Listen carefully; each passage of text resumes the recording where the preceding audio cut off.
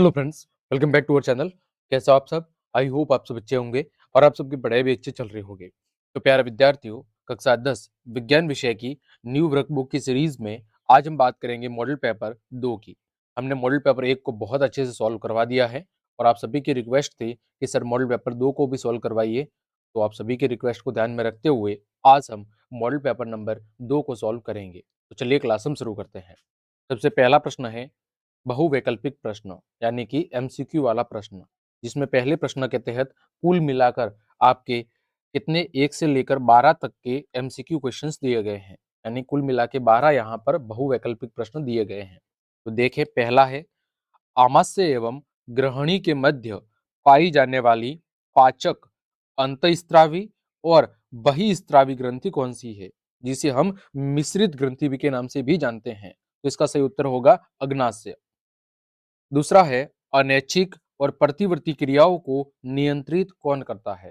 तो अनैच्छिक क्रियाओं और प्रतिवर्ती क्रियाओं को कंट्रोल करता है मेरुरज्जु। तीसरा है पत्थर चट्टा या ब्रायोफिल्म में जनन होता है, किसके जरिए जनन होता है?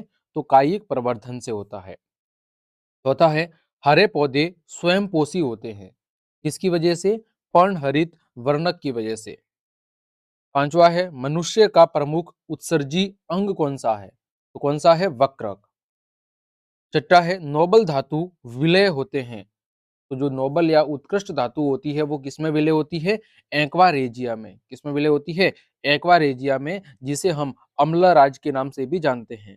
किस नाम से जानते हैं? अम्लराज के नाम से भी जिसे हम जानते हैं, जो कि आपके HCl और HNO3 का एक मिश्रण होता है। अगला है सातवां उदासीन यौगिक की पीएच वैल्यू कितनी होती है? तो जो उदासीन है उसकी पीएच वैल्यू 7 होती है।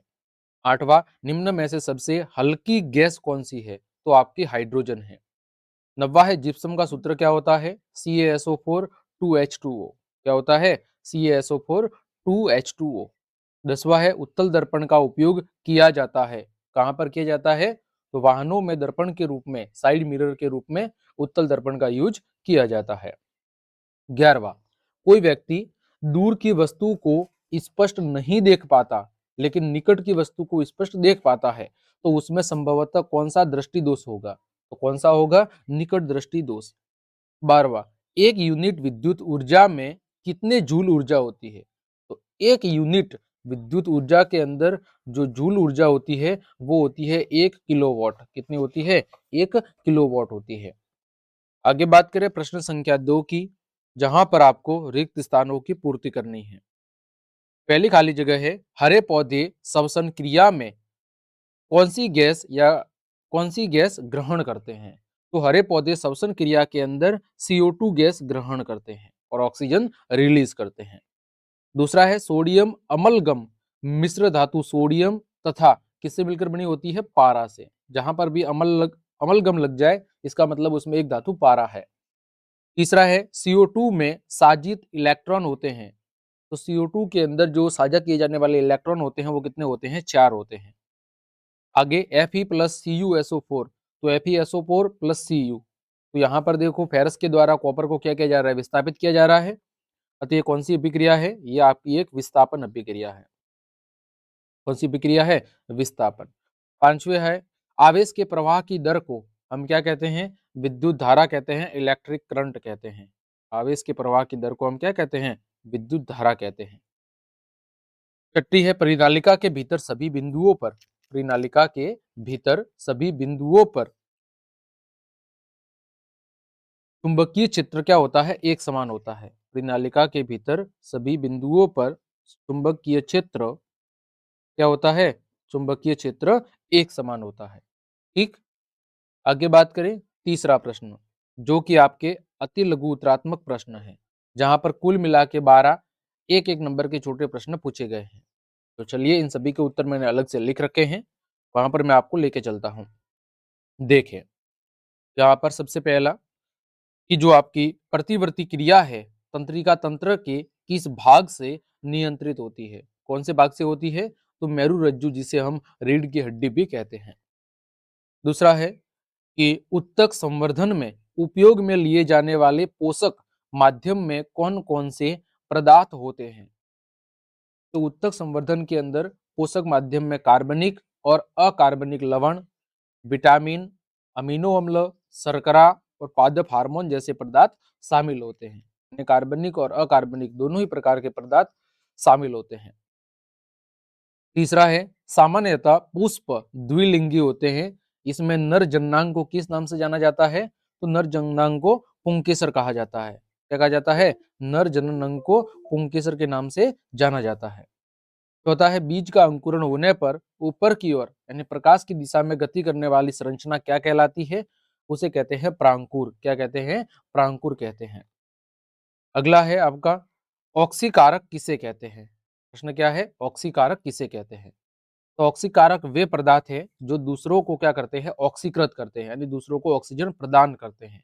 या दूसरे शब्दों में कहे तो वे पदार्थ जो रासायनिक अभिक्रिया में इलेक्ट्रॉनों को ग्रहण करते हैं, उन्हें ऑक्सीकारक कहते हैं।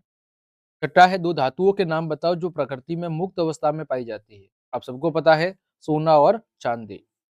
अगला है, गैंग किसे कहते हैं? तो अयस्क के अंदर उपस्थित मिट्टी, रेत, कंकड़, पत्थर आदि जैसी जो अशुद्धियां होती है, उन्हें हम गैंग कहते हैं। अयस्क के अंदर मौजूद मिट्टी, रेत, कंकड़, पत्थर जैसी जो अशुद्धियां पाई जाती है, उसे हम गैंग कहते हैं। अगला है देखो कि एक अभिक्रिया दी हुई है, HNO3 प्लस CaOH2 बन रहा है CnO3 और H2O। इसको क्या करना है? हमें संतुलित करना है। तो संतुलित करने के लिए क्या करेंगे? हम दोनों भागों में परमाणुओं की संख्या को समान करेंगे। तो यहाँ पर देखो कौन कौन सी तत्व है उनको हम लिख लेंगे। हाइड्रोजन है, नाइट्रोजन है, ऑक्सीजन है, कैल्शियम है ना, यही है। तो यहाँ पर अभिकारक वाला भाग है और यहाँ पर आपका उत्पाद वाला भाग है। अभिकारक और उत्पाद वाला भाग। तो अभिकारक में हाइड्रोजन कितने हैं? देखो यहाँ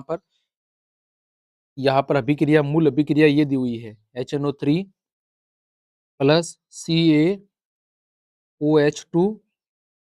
तो CaNO3 प्लस H2। यहाँ पर हाइड्रोजन कितने हैं अभिकारक वाले भाग में? यहाँ पर 2 और 1 3 है। उत्पाद वाले भाग में कितने हैं? 2 हैं। नाइट्रोजन कितने हैं? इधर 1 है। इधर नाइट्रोजन कितने हैं? 2 है। ऑक्सीजन कितनी है? 3 और 2 5 है। इधर ऑक्सीजन कितनी है? 6 और 1 7 है। यहाँ पर कैल्शियम कितना है? 1 है। इधर भी 1 है ना। तो अब हमें संतुलित करना है, तो हमने क्या कर दिया? देखो यहाँ पर हमने आगे 2 लगा दिया। अब यहाँ पर हाइड्रोजन कितने हो गए? अब यहाँ पर हाइड्रोजन पहले कितने थे? 3 थे। अब देखो 2 और 2 कितने हो गए? 4। अब कितने हो गए? 4 हो गए, है ना। अब हाइड्रोजन आपके कितने हो गए? 4। दूसरे वाले भाग में देखो हाइड्रोजन कितने हैं? 4 है। यहाँ पर हमने 2 लगा दिया, तो यहाँ पर भी कितने हो गए? 4 हो गए। नाइट्रोजन नाइट्रोजन इधर कितने हैं? 2 हैं। यहाँ पर 2 हैं। यहाँ पर देखो कितने हैं? यहाँ पर पहले से ही 2 है। ऑक्सीजन कितने हैं? देखो इधर 3 दूनी 6, 6 और ये 8। इधर कितने हैं? 8 है। इधर कितने हो गए? देखो 2, 2 और 6 8 हो गए। कैल्शियम इधर 1 है, इधर भी 1 है, तो दोनों भाग में संतुलित है। ठीक। 90 है, एक द्विविस्थापन अभिक्रिया का उदाहरण देना है। द्विविस्थापन अभिक्रिया में क्या होता है? दो यौगिकों के बीच में आयनों का आदान प्रदान होता है और नए गुणों वाले पदार्थ का निर्माण होता है। तो यहाँ पर देखो Na2SO4 सोडियम सल्फेट और बेरियम क्लोराइड, इनके बीच में अभिक्रिया हो रही है। तो बेरियम सल्फेट अवक्षेप के रूप में निर्मित होता है और क्या बनता है? आपका सोडियम क्लोराइड बनता है। आगे बात करें 11वां, क्या दिया हुआ है? लेंस समता किसे कहते हैं और इसका ऐसा ही मात्रक लिखना है। तो लेंस समता क्या होती है? लेंस की फोकस दूरी का व्युत्क्रम होती है। P = 1/f होता है लेंस की समता, यानी लेंस की फोकस दूरी के व्युत्क्रम को लेंस की समता कहा जाता है। तो इसका मात्रक क्या होता है? इसका मात्रक डायोप्टर होता है। आगे देखो 11वां, कोई विद्युत बल्ब 220 वोल्ट का है और इसके जनित्र से संयोजित है। यदि बल्ब से 0.50 एम्पियर की विद्युत धारा प्रवाहित होती है तो बल्ब की शक्ति क्या है? तो आप सबको पता है बल्ब की शक्ति P = VI होता है ना। तो V का मान कितना है? यहाँ पर 220 है, I का मान कितना है? 0.5 है। तो सॉल्व करेंगे कितना आएगा? 110 वाट। शक्ति कितनी होगी? 110 वाट की। अगला है विद्युत मोटर के अंदर विभक्त वलय की क्या भूमिका है? विद्युत मोटर में विभक्त वलय की भूमिका क्या है? तो विद्युत मोटर में जो विभक्त वलय होता है यानी एक्यूटेटर होता है, वो धारा की दिशा को बदलने का काम करता है, जिससे आर्मेचर लगातार एक ही दिशा के अंदर घूमता रहता है और उसमें लगातार विद्युत धारा का प्रवाह बना रहता है। तो ये आपका खंड अ पूरा होता है यहाँ पर। अब बात करते हैं खंड ब की, जिसमें कुल मिला के 13 प्रश्न है और प्रत्येक प्रश्न आपके 2 नंबर का है। देखें, चौथा प्रश्न है कि ग्रहणी में प्रवेश करने पर भोजन का सारीय माध्यम में परिवर्तन हो जाता है। यह सारीय माध्यम किसके द्वारा किया जाता है? पहला प्रश्न। और ग्रहणी में पाए जाने वाले एंजाइम्स के नाम लिखिए। तो जो ग्रहणी में भोजन का माध्यम सारीय माध्यम में परिवर्तन होता है, इसके लिए कौन जिम्मेदार होता है? पीतरस, जो किसके द्वारा स्रावित होता है? पित्ताशय के द्वारा। ये पीतरस कहाँ पर जाके स्टोर होता है? आपके पित्ताशय में जाके स्टोर होता है ना। और यकृत के द्वारा यहाँ पर उत्पन्न किया जाता है पीतरस। आगे बात करें, ग्रहणी में पाए जाने वाले एंजाइम्स के नाम क्या है?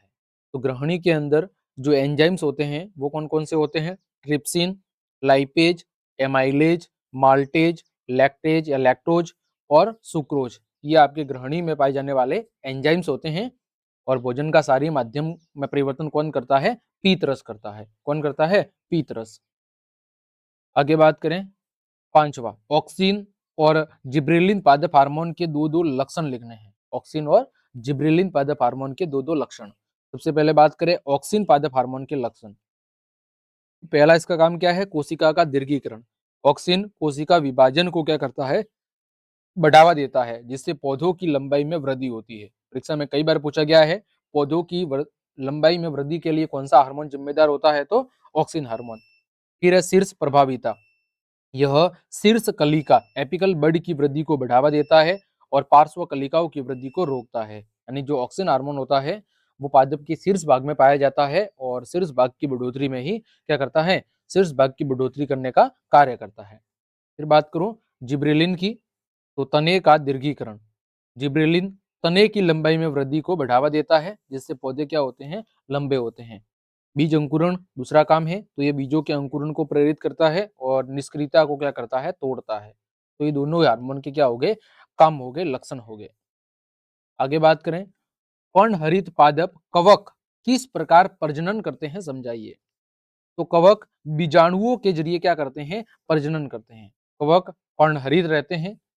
कवक क्या होते हैं? पर्णहरित होते हैं। इसीलिए ये अपने भोजन का उत्पादन नहीं कर सकते और ये अन्य स्रोतों से अपना पोषण क्या करते हैं? हासिल करते हैं। तो यहाँ पर केवल पूछा है कि प्रजनन किस प्रकार करते हैं, तो ये बीजाणुओं के जरिए क्या करते हैं? प्रजनन करते हैं, जो कि अलैंगिक जनन की एक विधि है। सातवां है, खाद्य जाल का एक सरलीकृत रेखा चित्र बनाते हुए इसे समझाना है। तो कोई भी एक छोटा सा आप खाद्य जाल बना सकते हैं। जैसे यहाँ पर मैंने बनाया है कि यहाँ पर देखो पौधे आपके उत्पादक हैं, सॉरी पौधे उत्पादक हैं और पौधे उत्पादक हैं। फिर देखो टिड्डा, टिड्डा क्या है? प्राथमिक उपभोक्ता है। चूहा भी प्राथमिक उपभोक्ता हो सकता है और खरगोश भी प्राथमिक उपभोक्ता हो सकता है। फिर आपकी छिपकली, सांप, ये क्या है? आपके द्वितीय उपभोक्ता हैं। और फिर आपका बाज, ये क्या है? आपका तृतीय उपभोक्ता है ना। और इन सभी को लास्ट में कौन खाता है? तो अपघटक खाते हैं, है ना। ये आपका एक सिंपल सा क्या है? खाद्य जाल है। आप कोई भी ऐसा छोटा सा चित्र बना सकते हैं। आगे बात करें, आठवां प्रश्न, कि जो पराबैंगनी किरणें होती है वो किस प्रकार ओजोन परत का अपक्षय करती है, समीकरण के माध्यम से समझाइए। तो देखें ओजोन का विघटन कैसे होता है। तो जब पराबैंगनी किरणें ओजोन परत से टकराती है तो वे ओजोन अणुओं को ऑक्सीजन अणुओं में और ऑक्सीजन परमाणुओं में तोड़ देती है। यानी ओजोन का विघटन किसमें होता है? ऑक्सीजन अणु में और ऑक्सीजन के परमाणु में। अब प्रतिक्रिया की बात करें तो यह विघटन ओजोन परत को क्या करता है? पतला करता है, जिससे हानिकारक पराबैंगनी किरणें पृथ्वी की सतह तक अधिक मात्रा में पहुंचने लगती है। और इसका समीकरण क्या है? देखो ये ओजोन है।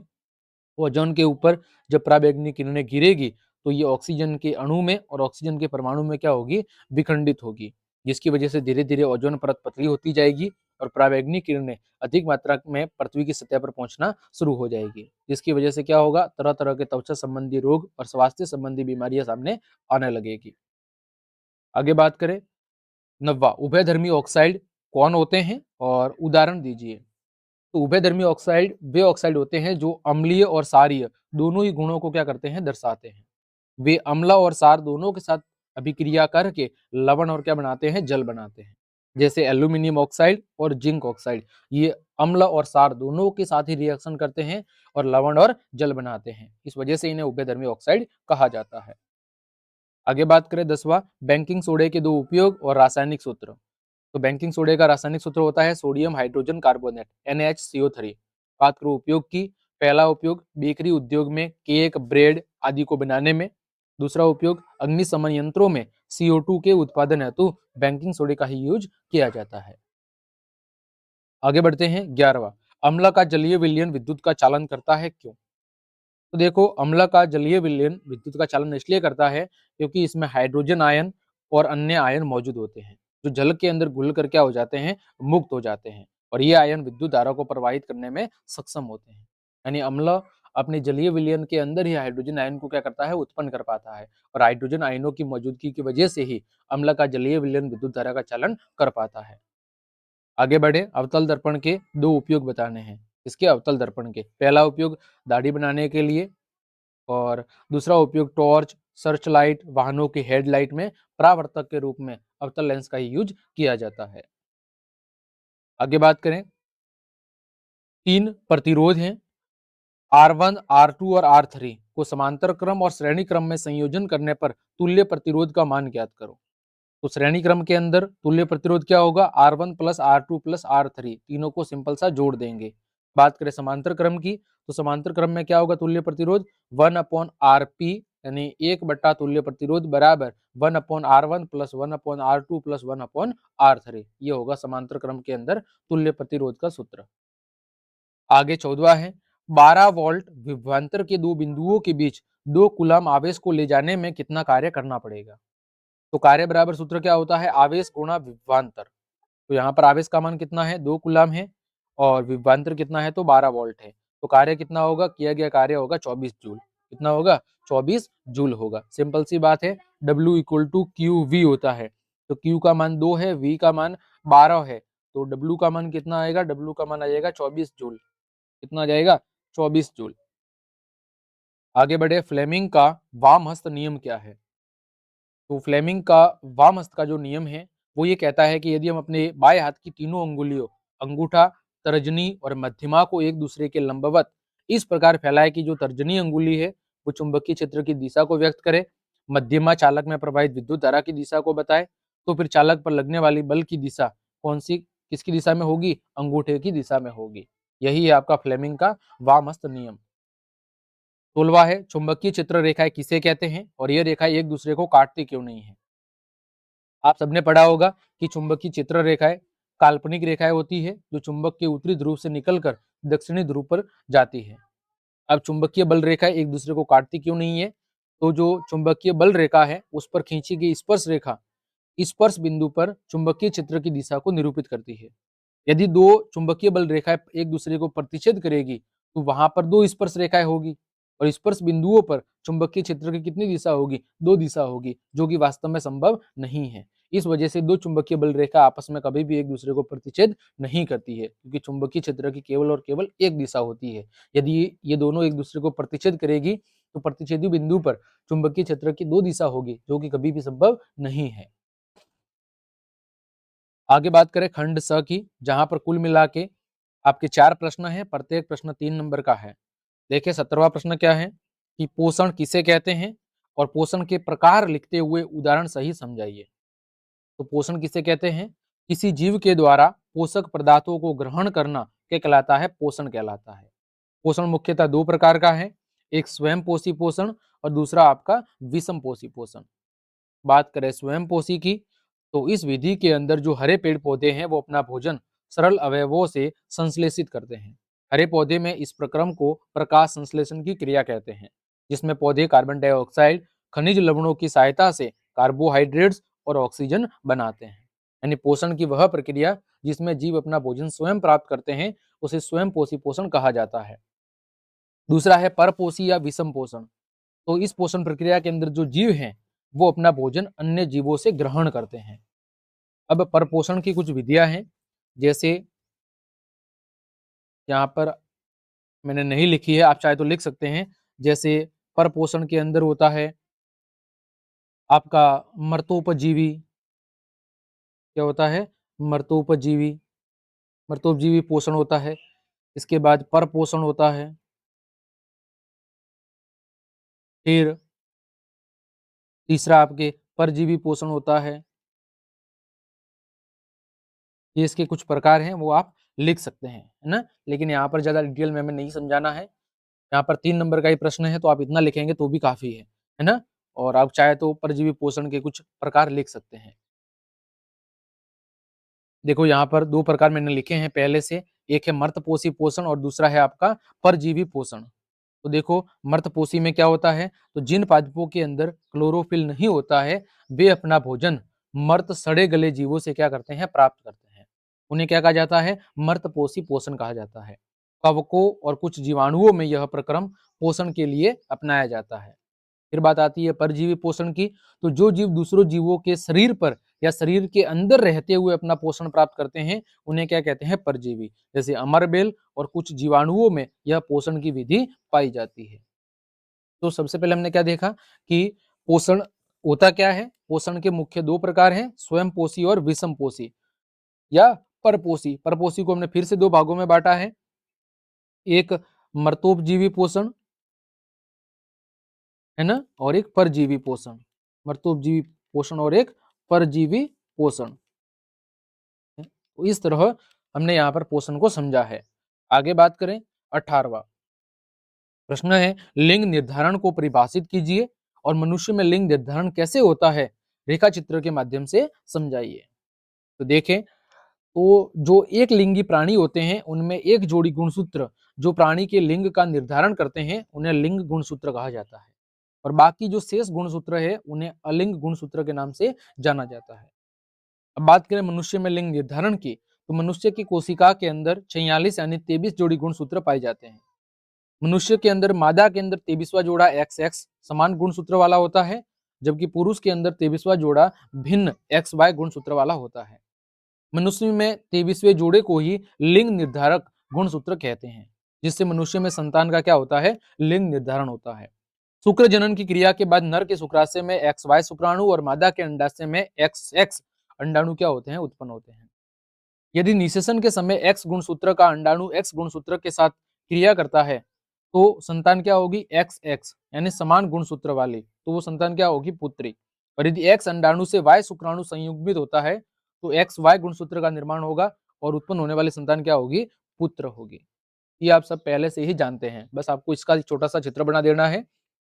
ये मादा है, मादा में 23वां जोड़ा XX होता है, नर में XY होता है। अब मादा के अंदर 2 अंडाणु बनते हैं, दोनों समान होते हैं, X और X। नर में 2 शुक्राणु बनते हैं, X और Y। जब X का मिलन X के साथ होता है तो लड़की होती है, और जब X का मिलन Y के साथ होता है तो लड़का होता है। आगे बात करें, 19 निम्न अभिक्रियाओं को संतुलित कीजिए और उपचयित और अपचयित पदार्थों के नाम बताने हैं। आपके सामने अभिक्रिया दी हुई है, सोडियम की अभिक्रिया ऑक्सीजन के साथ हो रही है, तो सोडियम ऑक्साइड बन रहा है। यहाँ पर देखो संतुलित कैसे करेंगे, तो यहाँ पर 4Na प्लस 2O2, तो संतुलित होकर बन जाएगा 2Na2O, यानी दोनों भागों में परमाणु की संख्या को समान करना था। अब यहाँ पर उपचित कौन हो रहा है, ऑक्सीजन का योग किसके साथ हो रहा है, सोडियम के साथ। और अपचित कौन हो रहा है, तो अपचित हो रही है आपकी ऑक्सीजन। कौन हो रही है, ऑक्सीजन। आगे बात करें, प्रश्न संख्या 20 प्रकाश का प्रकीर्णन क्या है और स्वच्छ आकाश का रंग नीला क्यों होता है। 2 प्रश्न है इसमें कि पहला, प्रकाश का प्रकीर्णन क्या है और स्वच्छ आकाश का रंग नीला क्यों होता है। तो जब प्रकाश सूक्ष्म कणों या अणुओं पर आपतित होता है, तो उसका अवशोषण होने के बाद सभी दिशाओं के अंदर क्या होता है, उत्सर्जन होता है। इस घटना को कहते हैं प्रकाश का प्रकीर्णन, यानी प्रकाश का फैलना कुल मिला के। अब स्वच्छ आकाश का रंग नीला क्यों होता है, तो प्रकाश के प्रकीर्णन के कारण आकाश का रंग कैसा होता है, नीला। सूर्य का प्रकाश जब वायुमंडल में प्रवेश करता है, तब प्रकाश का क्या होता है, बार बार प्रकीर्णन होता है। और लाल रंग जिसका तरंग दैर्ध्य सबसे ज्यादा है, उसका प्रकीर्णन सबसे कम होता है, और नीला रंग जिसका तरंग दैर्ध्य सबसे कम है, उसका प्रकीर्णन सबसे अधिक होता है। और नीले रंग के प्रकीर्णन में या रंग के प्रकीर्णन में नीले रंग की अधिकता होती है, और इस वजह से ही हमें आकाश का रंग कैसा दिखाई देता है, हमें आकाश का रंग नीला दिखाई देता है। ठीक, आगे बात करें खंड द की। देखिए 21वां प्रश्न है, मानव पाचन तंत्रों के प्रमुख अंगों के नाम लिखो और पाचन तंत्र की संपूर्ण क्रियाविधि को चित्र के साथ में समझाना है। तो यहाँ पर आपको पहले एक मानव पाचन तंत्र का नामांकित चित्र बना लेना है, जैसा कि यहाँ पर बना हुआ है। फिर बात करें मानव पाचन तंत्र के प्रमुख अंग कौन कौन से हैं, जैसे मुख, ग्रास नली, आमाशय, छोटी आंत और बड़ी आंत। बात करें पाचन तंत्र की क्रियाविधि की, सबसे पहले क्या होगा, भोजन का अंतःग्रहण। तो भोजन मुख के द्वारा शरीर में प्रवेश करता है। दांत भोजन को चबाकर छोटे छोटे टुकड़ों में तोड़ देते हैं और लार भोजन को गीला करती है, जिससे यह आसानी से निगला जा सके। दूसरा होता है भोजन का मार्ग। तो भोजन ग्रास नली से होता हुआ कहां पर पहुंचता है, आगे आमाशय के अंदर पहुंच जाता है। फिर बात करें आमाशय में पाचन की, तो आमाशय में भोजन का पाचन शुरू हो जाता है। यहाँ भोजन में पाचक रस मिलते हैं, जो भोजन को और छोटे छोटे टुकड़ों के अंदर तोड़ देते हैं। आगे बात करें छोटी आंत में पाचन और अवशोषण। तो छोटी आंत में भोजन का पाचन और अवशोषण होता है। यहाँ भोजन के पोषक तत्वों को रक्त के अंदर अवशोषित कर लिया जाता है। फिर बात करें बड़ी आंत में जल का अवशोषण। तो बड़ी आंत में बचे हुए भोजन से जल और खनिज लवणों का अवशोषण किया जाता है। फिर बात आती है मल के निष्कासन की। तो बचा हुआ अपशिष्ट पदार्थ मल के रूप में शरीर से बाहर निकल जाता है। इस प्रकार मानव पाचन तंत्र भोजन को पचाकर उसके पोषक तत्वों को शरीर में क्या करता है, अवशोषित करता है और अपशिष्ट पदार्थों को अंततः शरीर से बाहर निकालने का काम करता है। ठीक, इसी के अथवा में प्रश्न दिया हुआ है कि मानव परिसंचरण तंत्र के प्रमुख अंगों के नाम लिखो और मानव हृदय से प्रवाहित होने वाले संपूर्ण परिसंचरण पथ का चित्र सहित वर्णन करो। तो मानव परिसंचरण तंत्र के प्रमुख अंग 3 हैं। हृदय है, रक्त वाहिकाएं हैं और आपका रक्त है। हृदय रक्त वाहिकाओं में धमनियां, शिराएं और केशिकाएं शामिल है और आपका रक्त है। यह आपके सामने परिसंचरण तंत्र का व्यवस्था चित्र दिया हुआ है। यह आपका हृदय है। हृदय से फेफड़े कनेक्टेड होते हैं और आपकी कोशिकाएं, अलग अलग अंगों की कोशिकाएं जुड़ी होती है ना। तो देखें, रक्त परिसंचरण तंत्र की जो खोज है वो विलियम हार्वे नामक वैज्ञानिक ने की थी और इसके अंतर्गत सबसे पहला भाग शामिल है रक्त। तो रक्त एक प्रकार का तरल पदार्थ या द्रव है जो रक्त वाहिनियों के अंदर क्या होता है, प्रवाहित होता है। यह शरीर की विभिन्न कोशिकाओं को भोजन और ऑक्सीजन का क्या करता है, वितरण करता है। यह शरीर में से अपशिष्ट पदार्थों को बाहर निकालने के लिए उनका परिवहन भी करता है, जिसमें प्लेज्मा, आपकी आरबीसी, डब्ल्यूबीसी और प्लेटलेट्स शामिल होते हैं। इसका लाल रंग हीमोग्लोबिन वर्णक की उपस्थिति की वजह से होता है। फिर बात करें रक्त वाहिनियों की, तो हमारे शरीर में मुख्यतः 2 प्रकार की रक्त वाहिनियां पाई जाती है, धमनी और शिरा। धमनियां हृदय से जो ऑक्सीजन समृद्ध रक्त होता है, जो शुद्ध रक्त होता है, उसको शरीर के विभिन्न भागों में ले जाती है और शिराएं शरीर के विभिन्न भागों से CO2 युक्त जो रक्त होता है, जो अशुद्ध रक्त होता है, उसको वापस हृदय के अंदर लेकर आती है। क्योंकि रक्त प्रवाह तेजी से और अधिक दाब पर होता है, अतः धमनियों की भित्तियां मोटी होती है और प्रत्यास्थ होती है। शिराओं की भित्तियां अपेक्षाकृत पतली होती है।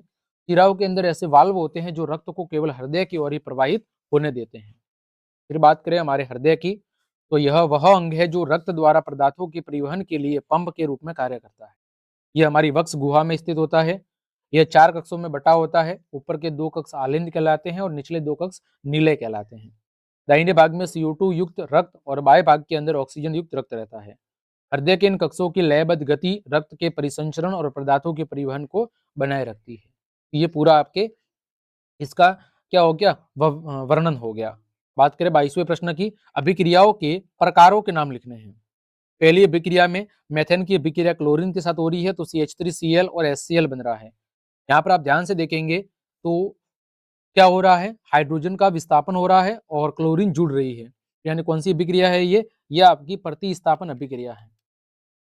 कौन सी अभिक्रिया है, प्रतिस्थापन अभिक्रिया है, जहां पर हाइड्रोजन की जगह कौन ले रही है, क्लोरीन ले रहा है।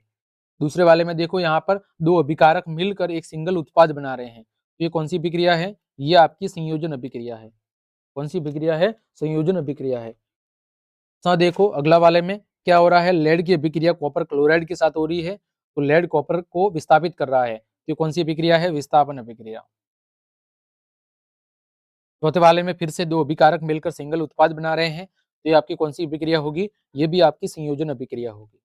ठीक, आगे बढ़े। इसी का अथवा वाला प्रश्न है, विरंजक चूर्ण का सूत्र बताना है और 2 उपयोग। तो विरंजक चूर्ण का सूत्र आप सबको पता है, CaOCl2 होता है। रासायनिक नाम कैल्शियम ऑक्सीक्लोराइड होता है। रासायनिक नाम क्या है, कैल्शियम ऑक्सीक्लोराइड और सूत्र क्या है, CaOCl2। 2 उपयोग की बात करें तो यहाँ पर मैंने 5 लिख रखे हैं, कोई 2 आप लिख लेना। जैसे पहला, यह विरंजक कॉटन टेक्सटाइल उद्योगों में लिनन जो कि कपड़ा होता है उसकी लॉन्ड्री में विरंजित कपड़ों को धोने के लिए कई रासायनिक उद्योगों में ऑक्सीकारक के रूप में, जल को सूक्ष्म जीवों से मुक्त करके रोगाणुरोधी पेय बनाने में, क्लोरोफॉर्म के निर्माण में और न सिकुड़ने वाली ऊन बनाने में, इन सभी के अंदर विरंजक चूर्ण का उपयोग किया जाता है। इसी का बी है, आपके सामने 3 विलयन है ए बी सी, जिसमें एक की जो पीएच है वो 7 है, दूसरे की 4 है और तीसरे की 11 है। तो बताइए कौन सा विलयन अम्लीय है, कौन सा क्षारीय है और कौन सा उदासीन है। तो देखो अम्लीय विलयन कौन सा है, विलयन बी, क्योंकि इसकी पीएच वैल्यू कितनी है, 4 है। तो पीएच वैल्यू 7 से कम होने पर वह विलयन अम्लीय होता है। क्षारीय विलयन कौन सा है, 7 है। क्षारीय विलयन कौन सा है, विलयन सी, जिसकी पीएच वैल्यू कितनी है, 11 है। और उदासीन विलयन कौन सा है, विलयन ए, जिसकी पीएच मान कितनी है, 7 है। तो ये आपको पता चल गया होगा। अम्लीय कौन सा है, जिसकी पीएच वैल्यू 4 है। क्षारीय कौन सा है, जिसकी पीएच वैल्यू 11 है। और उदासीन कौन सा है, जिसकी पीएच वैल्यू 7 है, वो उदासीन है। आगे बढ़ते हैं। 23वां, दर्पण का सूत्र और आवर्धन सूत्र लिखिए। तो दर्पण सूत्र क्या है, आप सबको पता है, 1/f equal to 1/u plus 1/v। ये कौन सा सूत्र होता है, ये होता है दर्पण सूत्र, जहां पर f दर्पण की फोकस दूरी है, u दर्पण से वस्तु की दूरी है और v दर्पण से प्रतिबिंब की दूरी है।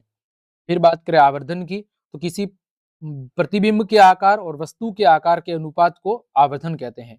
इसे m से दर्शाते हैं और m का सूत्र होगा प्रतिबिंब की ऊंचाई बटे में वस्तु की ऊंचाई। m बराबर -v/u भी हम कह सकते हैं, जहां पर m आवर्धन है, v दर्पण से प्रतिबिंब की दूरी है और u आपकी दर्पण से वस्तु की दूरी है। ठीक, आगे बढ़ते हैं। किसी ऑटोमोबाइल में पीछे का दृश्य देखने के लिए उपयोग होने वाले उत्तल दर्पण की वक्रता त्रिज्या 3 मीटर है। यदि एक बस इस दर्पण से 5 मीटर की दूरी पर स्थित है तो प्रतिबिंब की स्थिति, प्रकृति और आकार ज्ञात करना है। तो सबसे पहले क्या दिया हुआ है, वक्रता त्रिज्या 3 मीटर दी हुई है, वस्तु की दूरी दी हुई है यहाँ पर 5 मीटर, क्योंकि वस्तु दर्पण के सामने है। यहाँ पर हम किस में लेंगे, u का मान माइनस में लेंगे।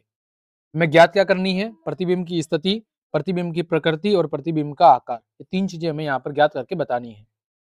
सबसे पहले दर्पण सूत्र का हम यूज करेंगे, 1/f equal to 1/v plus 1/u, है ना। इस सूत्र की मदद से देखो यहाँ पर फोकस दूरी, v प्रतिबिंब की दूरी और u वस्तु की दूरी। तो सबसे पहले हल की अगर बात करें, सबसे पहले हम क्या ज्ञात करेंगे, फोकस दूरी ज्ञात करेंगे। तो फोकस दूरी में पता है वक्रता त्रिज्या की आधी होती है, तो f बराबर r/2 हो गया। तो f का मान कितना आ गया, 1.50 मीटर आ गया। f का मान कितना आ गया, f का मान आ गया 1.5 मीटर आ गया। अब हमारे पास f का मान है, u का मान है, तो हम किसका मान निकाल देंगे, हम दर्पण सूत्र से, v का मान निकाल देंगे। तो यहाँ से v का मान कितना आ गया, v का मान आ गया आपका 1.15 मीटर। दर्पण सूत्र से जब हमने v का मान निकाला तो कितना आ गया, 1.15 मीटर आ गया। यानी जो प्रतिबिंब है वो दर्पण के पीछे 1.15 मीटर की दूरी पर बनेगा। तो यहाँ से हमारे पास f का मान आ गया। f का मान कितना आया था, देखो यहाँ पर f का मान आया था आपका 1.50 मीटर। फिर हमने दर्पण सूत्र का यूज किया, 1/f equal to 1/v plus 1/u, है ना। तो यहाँ से हमारे पास v का मान कितना आ गया, 1.15 मीटर। f का मान आ गया, v का मान आ गया। अब देखो प्रतिबिंब में वो दर्पण के पीछे बन रहा है, इसका मतलब वो कैसा होगा, आभासी होगा और सीधा होगा। फिर बात करें प्रतिबिंब के आकार की, तो हमें m का सूत्र पता है, m का सूत्र होता है -v/u। तो -1.15 का मान कितना है, -5। इसको सॉल्व करेंगे कितना आएगा, 0.23। कितना आएगा, 0.23। क्योंकि आवर्धन 1 से कम है, इसका मतलब प्रतिबिंब होगा वो वस्तु से छोटा बनेगा। कैसा बनेगा, वस्तु से छोटा बनेगा। अब निष्कर्ष अगर मैं बात करूं तो प्रतिबिंब दर्पण के पीछे 1.15 मीटर की दूरी पर बनेगा। प्रतिबिंब आभासी होगा, सीधा होगा और वस्तु से कैसा होगा, छोटा होगा। ठीक, आगे बढ़ते हैं। इसी के अथवा वाला, प्रकाश के परावर्तन को परिभाषित करो और आवश्यक नामांकित चित्र भी बनाओ। तो परावर्तन क्या होता है, जब प्रकाश किसी पृष्ठ से टकराकर पुनः उसी माध्यम में वापस लौट आता है तो इस घटना को कहते हैं प्रकाश का परावर्तन। परावर्तन के 2 नियम हैं। पहला, आपतन कोण सदैव परावर्तन कोण के बराबर होता है, कोण I इक्वल टू कोण R होता है। फिर आपतित किरण, परावर्तित किरण और आपतन बिंदु पर अभिलंब तीनों ही सदैव एक ही तल के अंदर मौजूद होते हैं। ये दूसरा नियम है और आप इसका ये चित्र बना सकते हैं, ये परावर्तन का चित्र है। इसी का दूसरा है, उत्तल दर्पण के लिए किरण आरेख बनाओ जब बिंब अनंत पर स्थित हो। तो जब कोई वस्तु उत्तल दर्पण के सामने अनंत पर स्थित होती है तो उत्तल दर्पण के पीछे फोकल बिंदु पर आभासी, सीधा और छोटा प्रतिबिंब बनता है और यह प्रतिबिंब वस्तु से बहुत छोटा एक बिंदुवत होता है। आपके सामने चित्र दिया हुआ है, यहाँ पर अनंत पे वस्तु को रखा गया है। ये आपका उत्तल दर्पण है। तो प्रतिबिंब दर्पण के पीछे वाले भाग में इस फोकस बिंदु पर एक बिंदु के रूप में बनता है, जो कि आभासी होता है और सीधा होता है और वस्तु से काफी छोटा होता है। ठीक, तो प्यारे विद्यार्थियों, इस तरह आज की इस क्लास के अंदर हमने आपके मॉडल पेपर 2 के सभी प्रश्नों को बहुत अच्छे से जान लिया है। उम्मीद करता हूं आज की ये क्लास आपको अच्छे से समझ में आई होगी और निश्चित रूप से ये आप मॉडल पेपर आपकी बोर्ड परीक्षा की तैयारी के लिए बेहतरीन साबित होंगे। तो आप सभी प्यारे विद्यार्थियों से रिक्वेस्ट है कि इस मॉडल पेपर को अच्छे से याद कर ले, ताकि आपकी परीक्षा की तैयारी बहुत अच्छे से हो सके। आगे हम इसी तरह आपके गणित और दूसरे विषयों के मॉडल पेपर को भी सॉल्व करवाएंगे। तो आप सभी से रिक्वेस्ट है कि ज्यादा से ज्यादा लाइक, कमेंट, शेयर और सब्सक्राइब जरूर करें। मिलते हैं अगली क्लास में, तब तक के लिए आप सबको जय हिंद, जय भारत।